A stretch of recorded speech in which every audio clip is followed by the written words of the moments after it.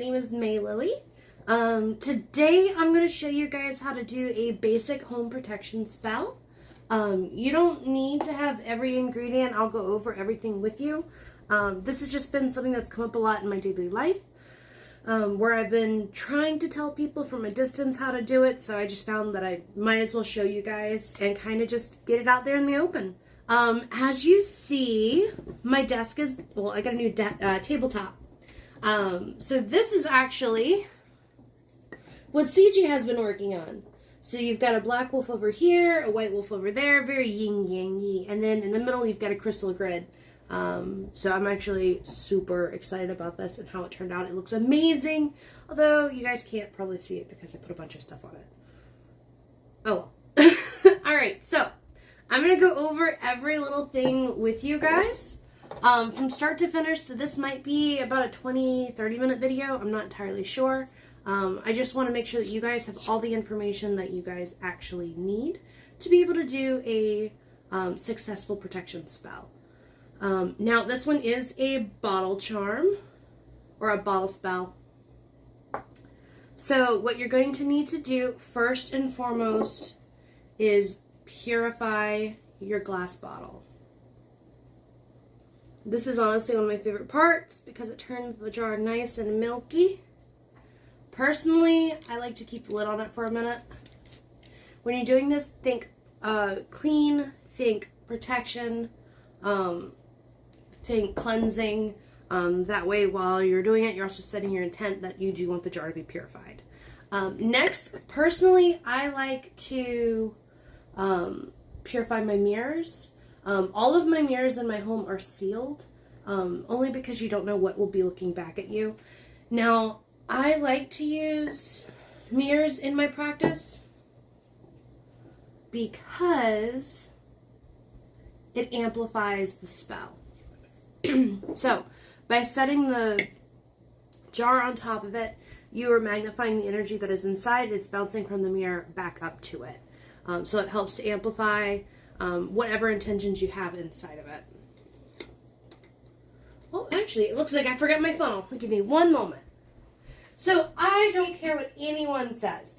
So I've seen a lot of people when they are trying to do a spell, they talk about how much they would have loved to like have a funnel, and then they go and make their own out of paper, which is all cool. It's cool. Personally though, I got mine from Dollar Tree. They're literally tiny little funnels which are perfect for things like this. Alright. So, let all the smoke out. Typically with this spell, what you do is you put salt on the bottom. However, with a protection spell, you want to go with one of the witch's basics, which is going to be eggshells. Simply crush the eggshells up and put them in a jar. After you use them, I save all my eggshells.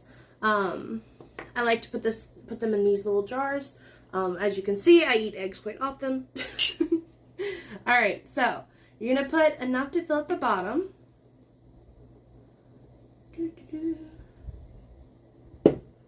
And then pat, pat, pat, pat,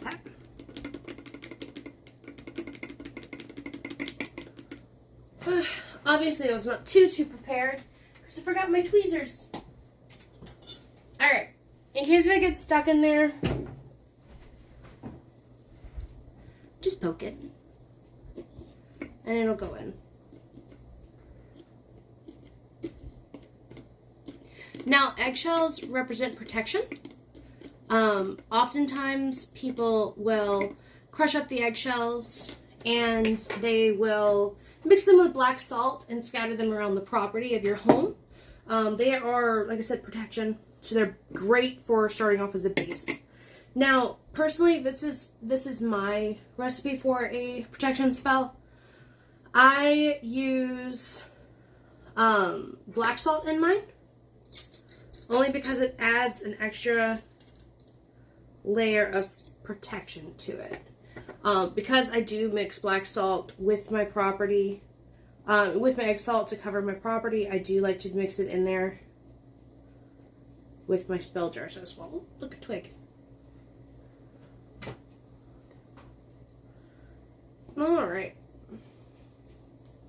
Black salt, by the way, is stupid easy to make. There's no need to buy it. Literally just have salt and burn incense, put charcoal in it, wish protection upon it. So set your intent with it, which is going to be protection. And then mix it all together. It takes a little while to make your own if you want to do it the incense way, but you can simply do charcoal and salt. Because, I mean, I've seen people try to sell black salt for like $10, $15 an ounce, when you can literally make it for free with Walmart salt. And like $1 pack of incense. Makes no sense. But, I mean, if you want, I can make you some black salt for $5. I'm just joking. Alright, so you're going to layer it so you'll get this nice little eggshell layer at the bottom, black salt at top. It's a little smoky due to the incense, so it'll eventually clear up. Now, the next thing I'm going to say to place inside is going to be your rosemary. Now, rosemary is a great herb. So, fun fact about rosemary, if you did not know it, if you are missing any herb, rosemary can replace it. So it's a substitution herb. But in this case, you do need it, because it'll represent like faith, love, fertility, fidelity, remembrance, and also clarity. So it helps a lot. And the reason I use a funnel, guys, is because I hate messes. But when it comes to rosemary, there's not really a way around the mess. I've tried and tried, but it's messy.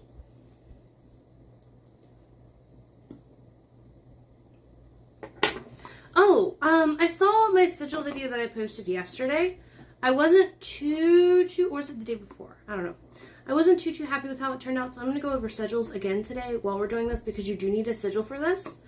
Instead of using a pen like I did previously, I'm actually going to use a Sharpie. That way you can see it better.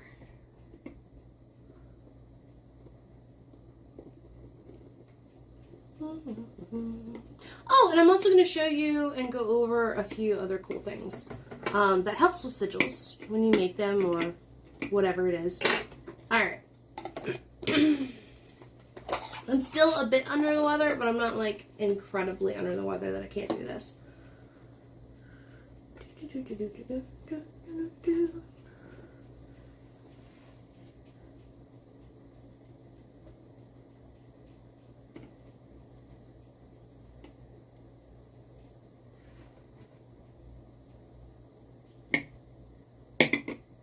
Alright, so the next ingredient after that is going to be bay leaves. So bay leaves are fantastic. People often will use bay leaves to manifest things. They are terrific for manifesting. Simply what you do is you'll write something across the leaf. So I'm just going to do this just because, to give you kind of an example. So like, people will take a leaf and they'll write what they want it to do.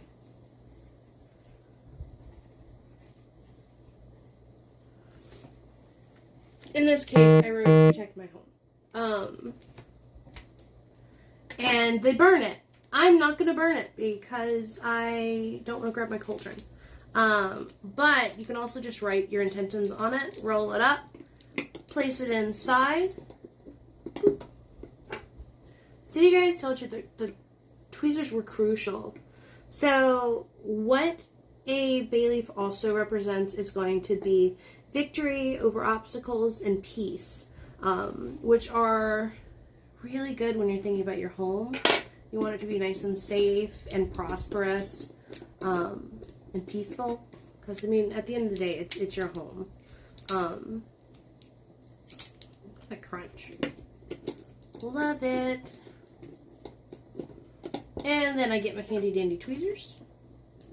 Which, by the way, I got these tweezers from the jewelry section at Walmart. I mean, I originally got them just for giggles. But they have quickly became one of my most used things that I have. The next thing I'm going to place inside of this is actually going to be some rose petals. So, I personally keep mine in this vase. It's just easier for me to reach in and grab however many I need versus like shake, shake, shake. You know what I mean? Alright, so rose petals, obviously you've got the love aspect to it. So they'll boost love in your home. You've also got self-love that it also introduces into it. Life, rejuvenation. It also represents death, but not a lot of people want to think about that. So let's just keep to the life and the love and the rejuvenation aspect of it. But always do remember there is always a chance of death in your life, and it's a natural process in case if, and I mean, a lot of people try to shy away from it, but it is a natural process, so always keep it in your mind at some point, which I mean, it sounds really morbid, but it is what it is. Also, Nuka cut me when I was starting this. Dumb butt. Love him. He got mad because I threw him out because he wanted to get on the table and talk to you guys too. Alright. Looks like the bay is trying to be a little butt. Alrighty, we're bringing back out the funnel because next is going to be cinnamon. Love, love, love cinnamon. Cinnamon, if you add it to a lot of different types of spells, especially in money spells, like coffee grounds, it'll help speed up the process. It also represents love, health, fertility, cleansing, good luck, protection, stuff like that. So it's got a bunch of great factors in it that you'd want in your home. I need to remember to keep some room.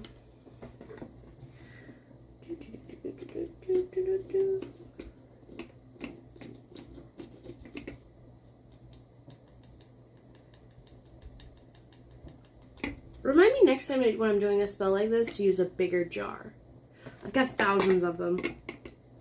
Alright. Next on my list is actually going to be one of my final ingredients, and that's going to be clove. Now, cloves represent protection, luck, and love. Since I do believe in the will of 3, whenever I do a bottle kind of spell, I will take 3 cloves. Unless if it calls for more.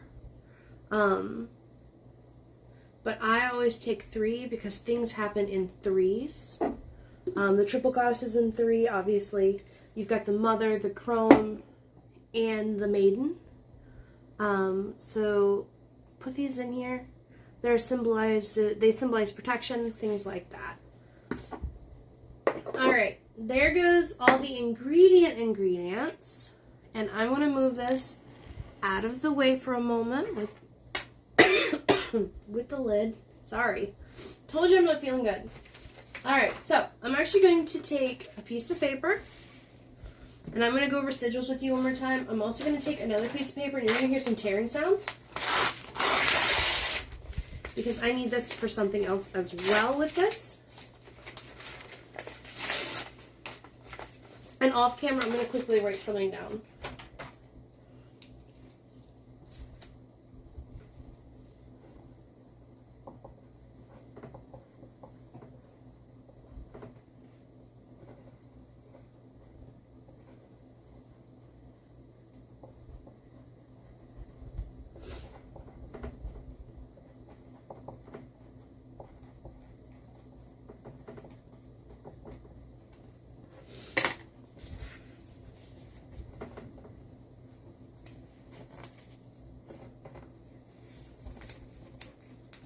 Okay.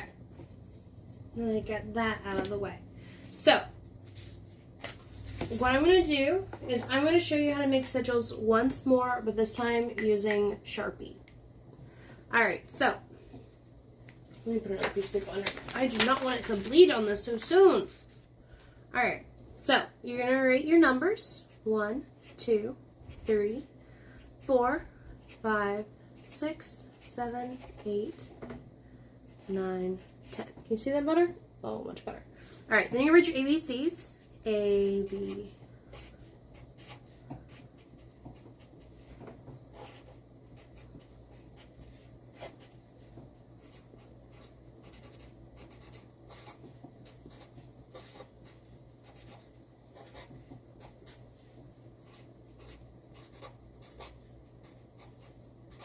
had to stop saying them out loud or I was going to start singing the ABCs. Alright, so this next little bit down here, it's not really important how you place the numbers. This is just how I do it because it's a habit. 1, 3, 9, 5, 7, 2, 4, 6, 8. So 1, 2, 3, 4, 5, 6, 7, 8, 9. Alright, so you'll have your 9 right here. And then what you will do is you will write your intent. As I said in the previous video, I was really stuffed up, so you might not have understood me. But in the previous video, like I said, it's important to set your intent. In this case, it's going to be home protection. However, in addition to intent, it doesn't matter how much you intend something to happen or how much you want it to happen. You have to have will and force behind it. Therefore, you have to place some forth of effort or power behind what you want to happen. Because, I mean, I could sit here all day and say, I intend to have $1 million or I will have $1 million. Okay, how much energy are you going to put behind that? See, the difference between when I said I intend and I will, a lot of people will say things and it'll actually hinder them in what they're manifesting because they'll go, I want, no, I have. You get what I'm going at. Alright, so once you have this down, cross out all of the vowels. Bring down all the consonants, which is H, M, P, R, T, C. Oh, there's a second T, so you keep that one up there, and then bring down one N. Alright, so from here, you're going to match the numbers, or the letters to the numbers. So, H is 8. So, 8. M, 3. P, 6. R, 8. T. Why did I write 10? Alright. You're only supposed to do it 10, 9.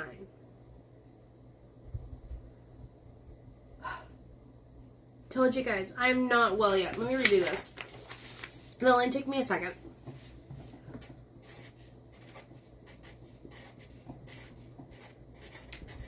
Or, better yet. Alright, so what you will do is you'll take down all of these numbers, or the letters, and you do the correct numbers next to it. You'll put them in the circle, and you'll put the numbers, and then connect the lines between the numbers, creating your sigil, in which case it'll look like this. So the correct numbers were 8, 4, 7, 9, 2, 3, and 5. Then you will connect the numbers. So you start off with 8. So you're going to line 8 to 4, and then from 4 to 7, then 7 to 9, and then 9 to 2, 2 to 3, 3 to 5.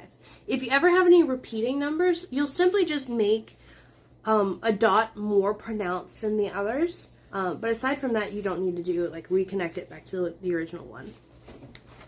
Alright. Sorry about that. Alrighty. So, from there, what you'll do is you'll take this, a little slip of paper, and you will write out what you want, or write out the sigil that you made. Alright? Now, this part is important. Let me bring this paper. Let me bring this back over. Alright, this part's important. When folding your sigil, fold it to you, unless if you want to banish it away from you. So if it's something that you want to bring unto yourself, you always fold towards you. I'm going to do it one more because I don't think it'll fit through that gap.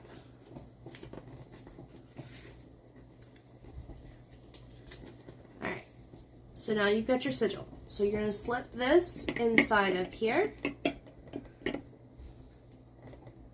Sometimes you gotta really cram them in there if the gap isn't big enough. For the home protection spell, you do need 2 slips of paper because you're also going to write names of people in your household.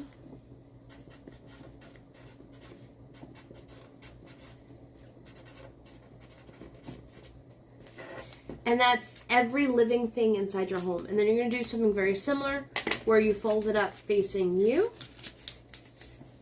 And then you're going to place it inside. Since I am already working on a home protection spell, I wrote down the members of my home, everyone that's inside of it. I'm not going to flash that to you guys because I do want to remain most of that private. Alright, then you're going to put that inside. Well, May, what else do you need? That was cringy. I'm sorry. Alright, so the other thing you're going to need is actually to top it off with some crystals. Some crystals that bring forth protection. So I'm going to slip in some Tiger's Eye for courage. Some obsidian for protection. I'm also going to slip inside some clear quartz to keep the others charged. And what else do I want to put inside?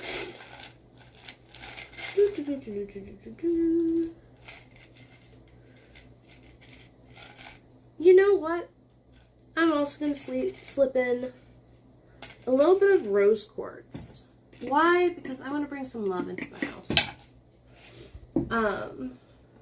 Alright, so once you have all of those in, you take this and you seal the top. Something else that I like to do is I also like to duplicate the sigil and write the sigil again on the outside of the jar, if only for a boost on it, and also in case if I dig it up on accident, I'll know which one it was for.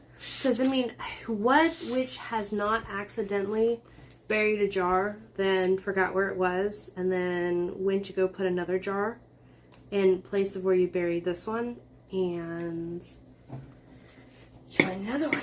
It's happened to me quite a few times. Oh, and once with the pumpkin. Alright, so you draw. I like to draw the outside. That way when I look at it, I'll know which one it is.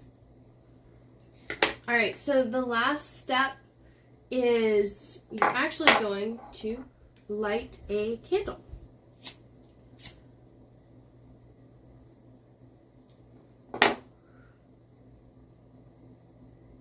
And then you're going to let it drip over the top to seal it.